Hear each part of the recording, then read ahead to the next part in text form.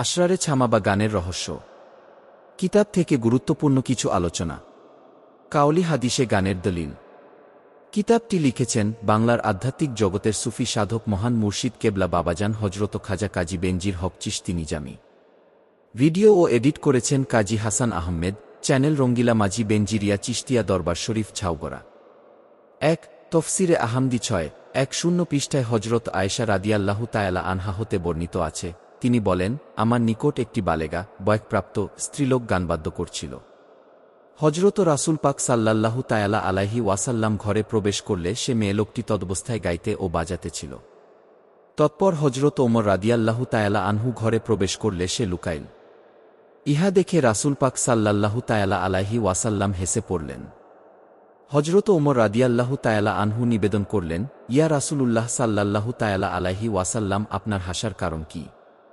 নবী করিম সাল্লাল্লাহু তাআলা আলাইহি ওয়াসাল্লাম ওই দাসীর কথা তার নিকট বললেন। হজরত ওমর রাদিয়াল্লাহু তাআলা আনহু বললেন, হজরত রাসূল পাক সাল্লাল্লাহু তাআলা আলাইহি ওয়াসাল্লাম যা শুনছেন, আমি উহা না শুনে এ স্থান হতে নড়ব না। হুজুর পাক সাল্লাল্লাহু তাআলা আলাইহি ওয়াসাল্লাম তখন ওই গায়িকাকে গান করার জন্য হুকুম দিলেন। আদেশ অনুযায়ী ওই গায়িকা তখন হজরত ওমর রাদিয়াল্লাহু তাআলা আনহুকে গান শুনালেন। সূত্র আদিলাতুচ্ছামা। ২ আবু দাউদ শরীফে সহিহ সন্দের সহিত বর্ণিত আছে যে, খাতুনে জান্নাত সাইয়েদাতুন নেছা হজরত মা ফাতেমা আলাইহিস সালামের বিবাহের আগের দিন রাসূল পাক সাল্লাল্লাহু তাআলা আলাইহি ওয়াসাল্লাম জনৈক সাহাবীর হাতে, কোনো বর্ণনায় হজরত বিল্লালের নিকট ৩৬০ দিরহামের একটি তোরা দিয়ে বললেন, এ দিয়ে বিবাহের জন্য কিছু প্রসাধনী ক্রয় করবে, আর বাকি দিরহাম দিয়ে দফ ও মিজমার নামক বাদ্যযন্ত্র ক্রয় করবে, এতে মেয়ে মহলে আনন্দগীত হয়।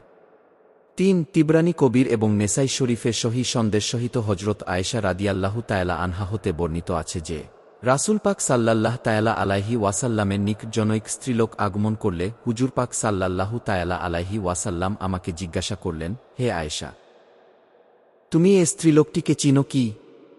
আমি বললাম, না। তখন রাসূল পাক সাল্লাল্লাহু তাআলা আলাইহি ওয়াসাল্লাম বললেন, এ স্ত্রীলোকটি অমুক গায়িকা। তুমি এর গান শুনতে ভালোবাসবে কি? হজরত আয়েশা রাদিয়াল্লাহু তাআলা আনহা বললেন, হ্যাঁ, ভালোবাসি। অতঃপর সে গান গেয়ে শুনাল। ৪ বিখ্যাত অলি হজরত মোমসাদ আলব্বিদিন ওয়ারি রাদিয়াল্লাহু তাআলা আনহু হতে বর্ণিত আছে যে, তিনি বলেছেন, আমি নবী করিম সাল্লাল্লাহু তাআলা আলাইহি ওয়াসাল্লামকে একদিন স্বপ্নে দেখতে পেয়ে জিজ্ঞাসা করলাম, হে রাসূল পাক সাল্লাল্লাহু তাআলা আলাইহি ওয়াসাল্লাম, আপনি কি এ ছামার গানের বিষয়ে কোনো কিছু অপছন্দ করেন? রাসূল পাক সাল্লাল্লাহু তাআলা আলাইহি ওয়াসাল্লাম বললেন, আমি ছামা বিষয়ে কোনো কিছু অপছন্দ করি না, কিন্তু যারা ছামা করে তাদেরকে বলবে যেন তারা তার গানের পূর্বে কোরআনের আয়াত দ্বারা আরম্ভ করে এবং কোরআনের আয়াত দ্বারা শেষ করে। ইহিয়া উলুমিদ্দিন, ৫ম খণ্ড ১-১-৮-৪-১৮ পৃষ্ঠা।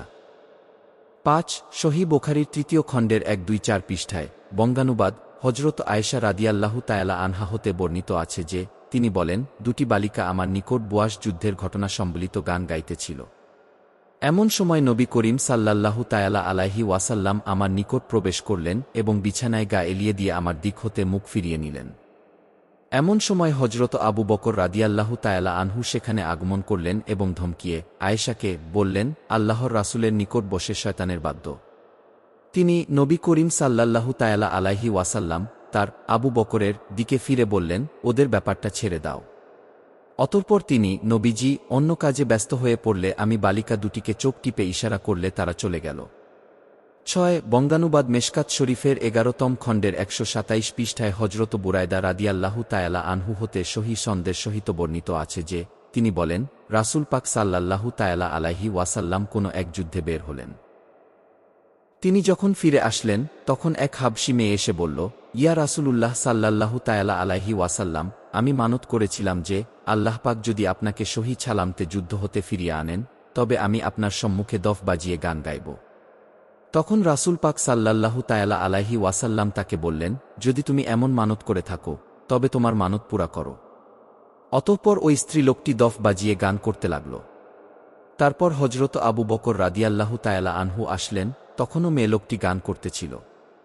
এরপর মাওলা হজরত আলী আলাইহিস সালাম সেখানে আগমন করল, সে দফ বাজিয়ে গান করতে লাগল। কিছুক্ষণ পর হজরত ওসমান রাদিয়াল্লাহু তাআলা আনহু আসলেন, তখনও স্ত্রীলোকটি গান বাজনা করতেছিল। অতঃপর হজরত ওমর রাদিয়াল্লাহু তাআলা আনহু সেখানে আগমন করলেন, আর মেয়ে লোকটি তৎক্ষণাৎ দফ বাজানো বন্ধ করে নিজের নিতম্বের নিচে রেখে বসে পড়ল।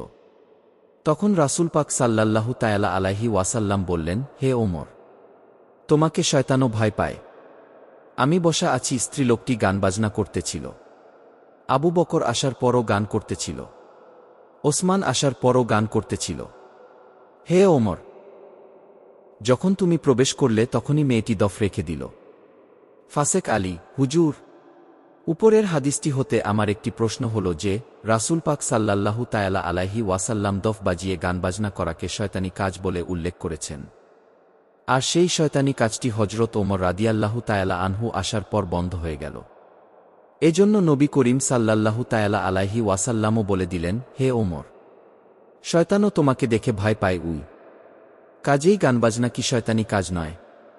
আপনি কি এ কথা অস্বীকার করতে পারবেন? আলেম, শুনো ফাসেক আলী, তুমি কথা বলো কিন্তু কথার বিষয়বস্তুর প্রতি লক্ষ্য না করেই বলতে থাকো। এ হলো তোমার একটি ফাসেকি ভাব।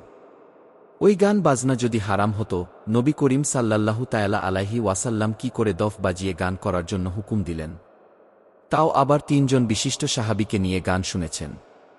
এর মধ্যে একজন হলেন বেলায়েতের সম্রাট, রাসূলের নূরের অংশ, রাসূলের জ্ঞানের শহরের দরজা, বেহেশত দোখের বন্টনকারী হযরত মাওলা আলী আলাইহিসসালাম। এমন আরও নতুন নতুন ভিডিও পেতে এখনই আমাদের চ্যানেলটিকে সাবস্ক্রাইব, লাইক, কমেন্ট, শেয়ার করে সাথে থাকুন আমাদের সুফিবাদ চ্যানেল রঙ্গিলা মাঝির। ধন্যবাদ।